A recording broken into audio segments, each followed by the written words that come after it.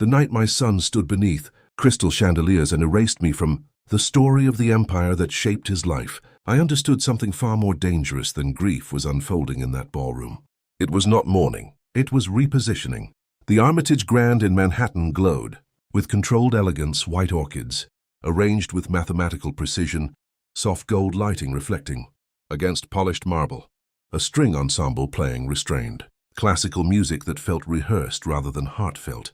Nearly 300 guests filled the circular tables, venture capitalists, board members, philanthropic partners, and executives who once competed for Patricia Whitmore's approval. Her portrait towered behind the stage, illuminated carefully, her expression confident and composed. Patricia, my ex-wife, had been dead for 9 days. I was 69 years old, seated in the second row at her memorial dinner, watching my only son prepare to inherit more than wealth. He was preparing to inherit narrative. My name is Richard Allen Whitmore. For 4 decades I built a career in private equity, specializing in distressed asset recovery and strategic governance restructuring. Long before Patricia's technology logistics company crossed the $100 million mark, I understood leverage, board control, capital rotation, and silent influence. I was never the public face of her company. I did not seek headlines, but I understood architecture, and architecture determines survival. Brandon Scott, my son, 38 years old, tailored suit, polished confidence, walked toward the podium with the posture of a man who believed the future had already signed itself over to him. His wife, Madison Clare, sat at the front table in a fitted ivory, dress that felt less like mourning and more like strategy. Her eyes moved constantly, assessing investors, board members, influence clusters. Brandon began speaking about his mother's brilliance, her resilience, her so-called solitary climb to the top. He framed her as entirely self-made, entirely independent, entirely alone in her ascent. Each sentence subtly removed context, each phrase carved out invisible history. He never mentioned me. He did not have to. The implications settled gently over the room. Patricia built everything without reliance. Patricia stood alone. Patricia depended on no one. As applause rose politely from the tables, I remained still, hands folded, breathing slow. In my world, the first person to defend himself confirms weakness. Silence preserves leverage. Most of the room did not know that when Patricia's company nearly collapsed during the 2008 liquidity crisis, it was my firm that structured the bridge capital that kept payroll intact. They did not know that when activist investors attempted to fracture board control 6 years later, it was my strategic intervention that neutralized their voting bloc. They did not know that when Patricia pivoted into predictive freight AI expansion, it was my institutional network that unlocked the initial capital channel. We divorced 21 years ago. Publicly, the narrative was simple. She was the visionary founder. I was the former husband who stepped aside. Privately, the architecture remained intertwined. Brandon knew fragments of this history. He chose not to understand it because understanding would complicate entitlement. As the memorial dinner progressed, I observed what others missed. 2 senior board members exchanged restrained glances during his speech. The chief financial officer checked his phone repeatedly, avoiding eye contact with Brandon. A philanthropic trustee whispered something to her assistant while studying Madison's reactions more than Brandon's words. Ambition radiates differently than grief. Jonathan Pierce, Patricia's estate attorney for nearly 2 decades, stood near the back of the ballroom, calm, unreadable, quietly assessing the room. He did not approach the stage. He did not participate in applause. He observed. 6 months before Patricia's sudden cardiac arrest, she requested a private meeting in her Hudson River office. That afternoon had been unusually direct. She spoke about Brandon's impatience, about his tendency to confuse visibility with authority. She expressed concern about his reliance on Madison's aggressive advice. She did not speak emotionally. She spoke structurally. Legacy, she had implied, required governance discipline, not bloodline assumption. That conversation had not been casual, and it had not been incomplete. As the evening drew toward its conclusion, Brandon moved through the crowd, shaking hands as though transition had already occurred. Investors leaned in politely. Madison remained at his side, her posture signaling inevitability. There was a confidence between them that felt premature. When Brandon finally approached me, near the exit, his expression carried a controlled certainty. He behaved like a man granting courtesy rather than seeking guidance. His tone suggested expectation of smooth succession, of seamless transfer of compliance. I studied him carefully. What he interpreted as detachment was assessment. What he interpreted as age was experience. He believed applause signified control. He believed narrative ownership equaled structural authority. He believed that because Patricia was gone, the path ahead had cleared automatically. He did not understand how carefully she designed systems. He did not understand how precisely she amended them as guests filtered into the Manhattan night and the orchestra softened into its final notes. Jonathan Pierce remained near the revolving doors, waiting without drawing attention.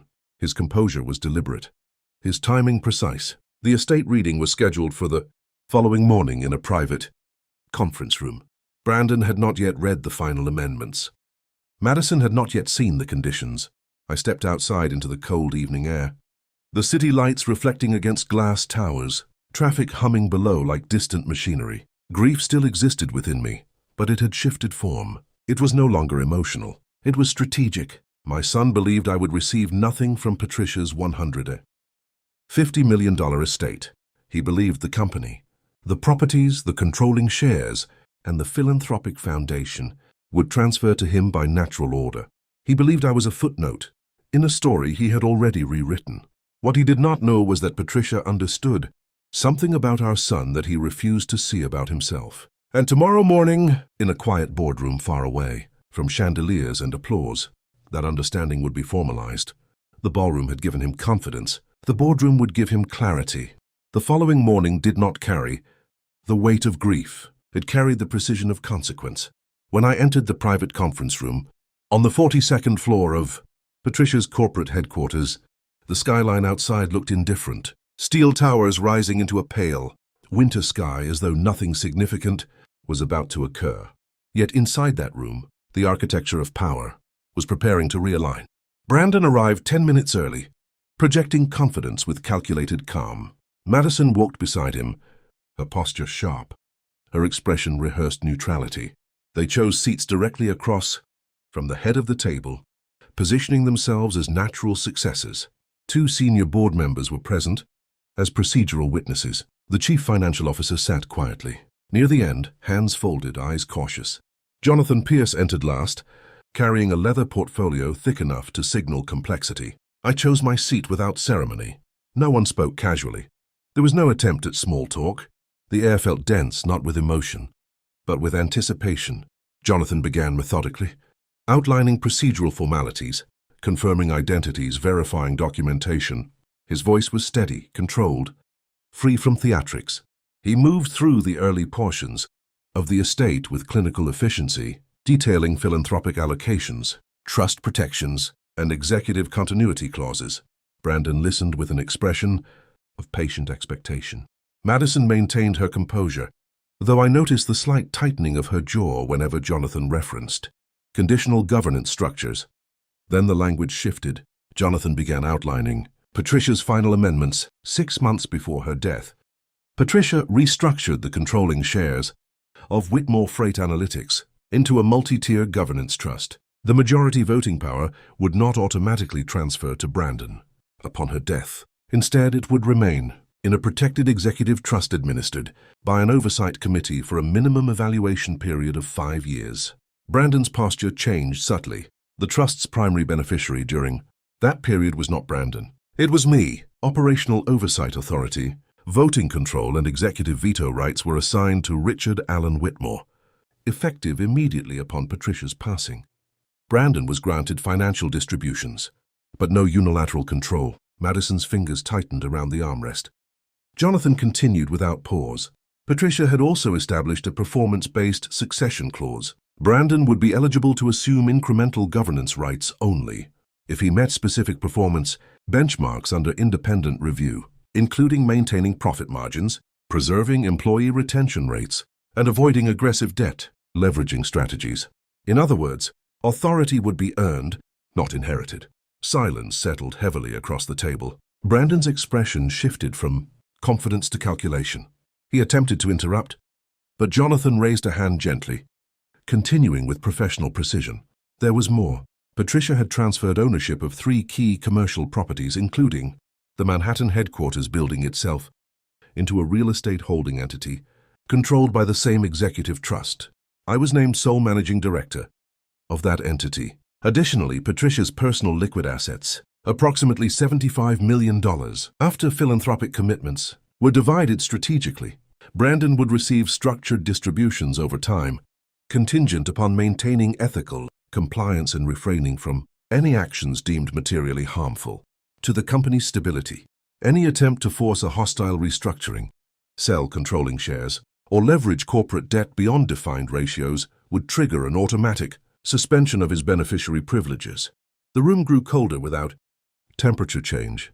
Brandon's breathing became measured, deliberate. Madison's composure cracked slightly, though she recovered quickly, leaning forward as though proximity could reverse language already written. Jonathan concluded by confirming the legality and enforceability of the structure.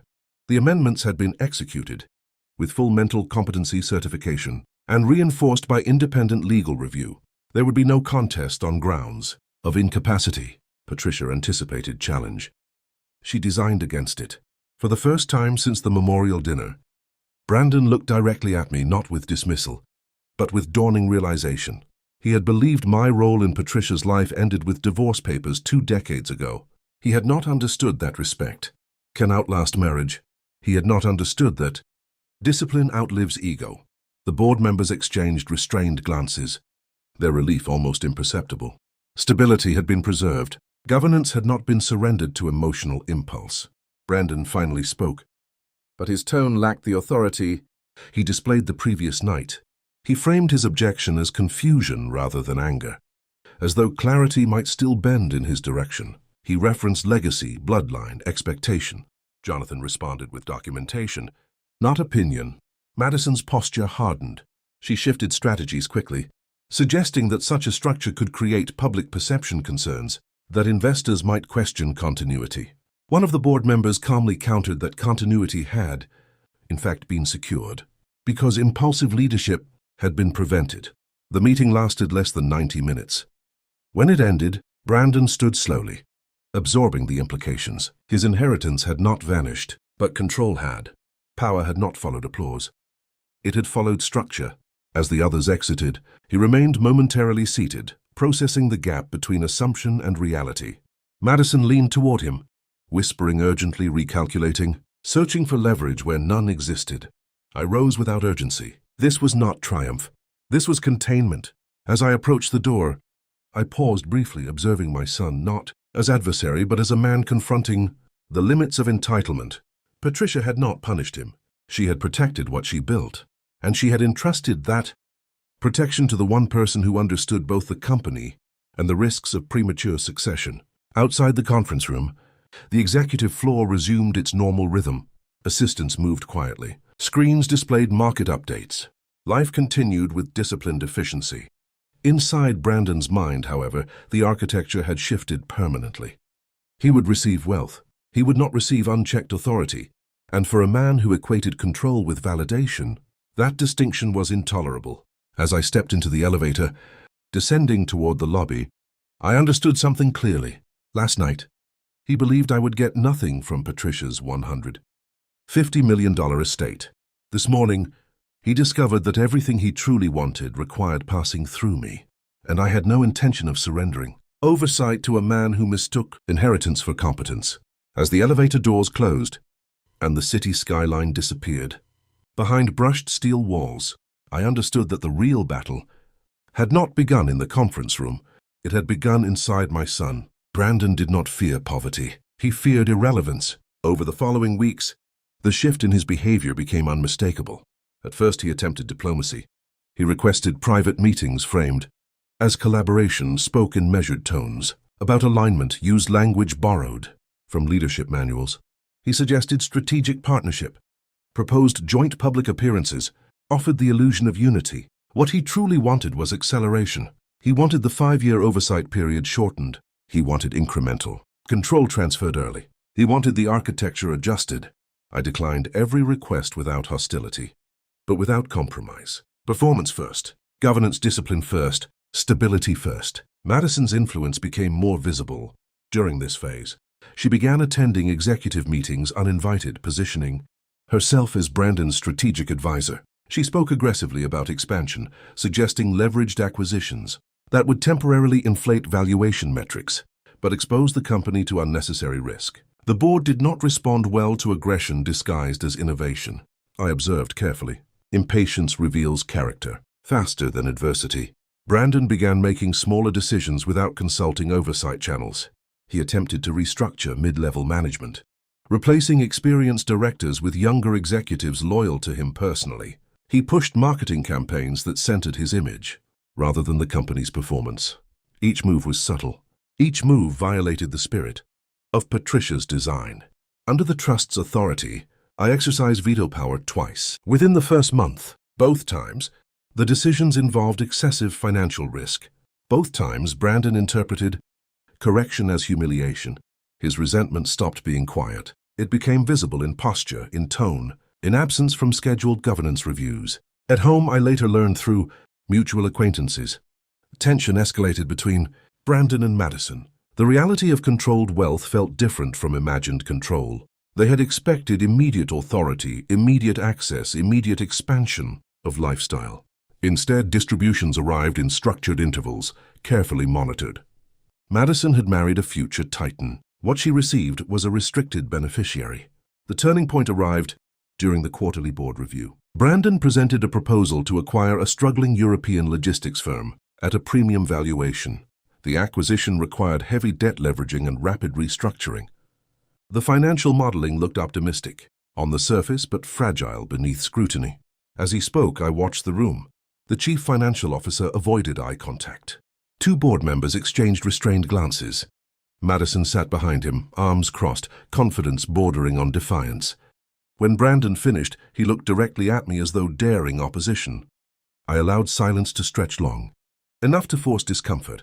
Then I began asking questions. Not emotional questions, structural ones. Risk exposure, debt ratios under recession scenarios, employee retention projections, supply chain volatility contingencies, exit strategies under failed integration. The presentation began to fracture. Brandon responded defensively rather than analytically. His tone sharpened. His composure thinned. For the first time, the board saw not a successor, but a man driven by urgency rather than discipline. I exercised veto authority publicly. The acquisition was denied. The room fell silent. Brandon did not argue further. He gathered his documents with controlled force and exited before adjournment. That was the day resentment transformed into desperation. Within weeks, I received information from an internal compliance officer that Brandon had initiated private conversations with an external hedge fund known for activist restructuring tactics. He believed that if he could rally enough external pressure, the board might be forced to reconsider governance constraints. He was attempting to outmaneuver a system his mother designed to prevent exactly that.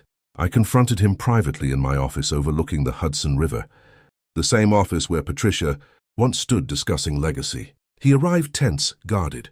I did not raise my voice. I did not accuse. I laid out the facts calmly, outlining the consequences of breaching trust conditions. I reminded him that any attempt to destabilize corporate governance would trigger suspension of beneficiary privileges. For the first time, anger surfaced without restraint. Not rage, but wounded pride. He accused me of undermining him, of enjoying control, of refusing to let him step into his role. What he failed to understand was that stepping into leadership requires readiness, not desire. Madison's influence deepened the fracture. She encouraged confrontation. She framed the structure as manipulation. She convinced him that restriction equaled disrespect. And so he made his largest mistake. Without board authorization, Brandon publicly announced a strategic partnership at an industry conference, implying acquisition plans and expansion that had not been approved. Investors reacted cautiously. Market analysts began questioning governance clarity. The Oversight Committee convened an emergency review. Under the trust's provisions, his public misrepresentation qualified as materially destabilizing behavior. I did not rush the decision. I waited, because sometimes consequences must be witnessed, not hidden. After legal consultation, the Oversight Committee voted unanimously to suspend Brandon's incremental beneficiary distributions pending behavioral compliance review. His access to discretionary funds narrowed. His executive privileges were restricted further. The announcement was delivered formally. Brandon's reaction was not explosive. It was hollow. Madison's reaction was immediate calculation. Lifestyle adjustments became unavoidable. The Manhattan penthouse lease under Brandon's discretionary account was reconsidered. Luxury memberships paused. Invitations diminished. Influence evaporates quickly when liquidity tightens. Within 3 months, Madison filed for separation. The reason cited was incompatibility. The reality was simpler. She had aligned herself with projected power. Projection dissolved. Brandon moved into a smaller apartment in Brooklyn, far removed from the skyline he once believed he owned. Industry circles grew distant. Invitations slowed. Calls went unanswered. He was not bankrupt. He was diminished. And for a man who equated visibility with worth, the effect was devastating. I watched from a distance, not with cruelty but with clarity. Patricia's design was not punishment. It was filtration. Leadership cannot be inherited through applause. It must be demonstrated under pressure. As months passed, Brandon stopped fighting governance structures. He began attending performance reviews with quiet focus. His tone softened. His proposals became measured. He stopped pursuing reckless expansion. Loss had done what entitlement could not. It forced introspection. One evening, as I stood alone, in Patricia's former office, the city lights reflecting against the river below, I felt the weight of everything that had unfolded. I had not sought to defeat my son. I had sought to protect what his mother built. And in doing so, I had allowed him to confront the consequences of arrogance without destroying his future completely. Power does not always roar when it shifts. Sometimes it withdraws quietly, forcing those who chased it to confront themselves in the absence of applause. Brandon believed I would receive nothing from Patricia's $150 million. Instead, I received responsibility. He believed he would inherit dominance. Instead, he inherited limitation. And in that limitation, the illusion of effortless power finally collapsed. What remained was a man stripped of projection. Whether he would rebuild with discipline or remain diminished was a decision no trust could enforce. But one truth had become undeniable. Legacy is never secured by blood alone. It is secured by restraint. What you think, tell me in the comments. Does blood guarantee leadership, or must it be earned? What happens when inheritance is conditional? What happens when legacy is protected from bloodline arrogance?